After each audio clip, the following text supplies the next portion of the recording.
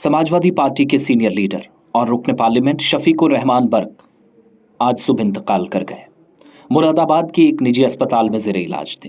तवील मुद्दत से अलील थे और इस दौरान बीच बीच में इलाज भी और साथ साथ लोकसभा के अंदर अपनी जिम्मेदारी भी बखूबी निभा रहे थे।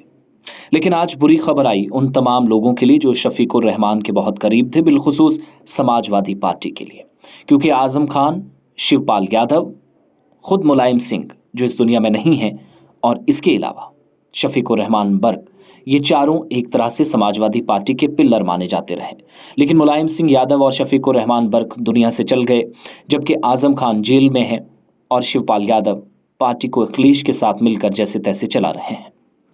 एक बुरी खबर आज तमाम उन लोगों के लिए जिनकी नुमाइंदगी वो ऐवान में कर रहे थे।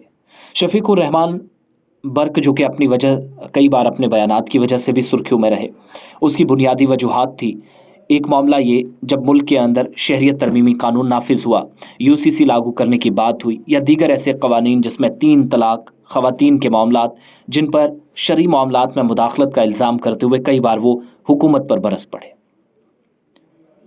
दाढ़ी, सफ़ेद टोपी और अक्सर व बेशतर सलवार कुर्ता या फिर शलवार कमीज़ के साथ वेस्टकोट में नजर आने वाले बर्क, जो कि सादा शख्सियत के एक तरह से मालिक थे, लेकिन अपनी आवाज़, अपने बयानात की वजह से कभी कभार ज़रूर सुर्खियों में इस वजह से भी रहते थे कि उल्टा सीधा बयान समझा जाता था, मगर मुतनाज़ बयान के साथ साथ उन्होंने सदाकत को बयान करने की कोशिशें की। वो अलग बात है कि उनको ज़्यादा साथ इसमें नहीं मिला। शफीकुर रहमान बर्क संभल उत्तर प्रदेश से 5 बार रुकन पार्लियामेंट और 4 बार रुकन असेंबली रह चुके हैं। समाजवादी पार्टी में कई अहम ओहदों पर फाइज रहे।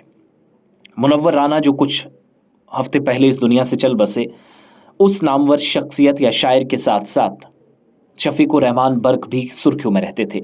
एक नर्म लहजे के शायर या फिर अदीब और लीडर जिस तरीके से मुनव्वर राना थे, वैसे ही ये भी थे।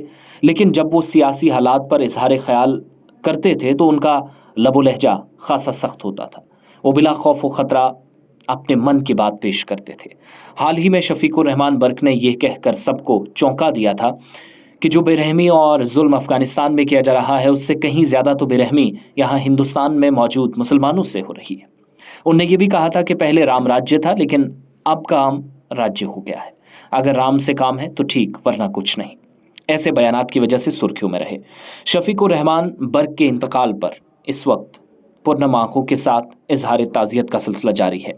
27 अरकान पार्लियामेंट, जो हिंदुस्तान के मुसलमानों की नुमाइंदगी, जिनमें असदुद्दीन ओवैसी भी सर फहरिस्त हैं, अलग अलग मकामात से नुमाइंदगी करते थे। शफीकुर रहमान बर्क उनमें से एक थे, लेकिन अब नहीं रहे।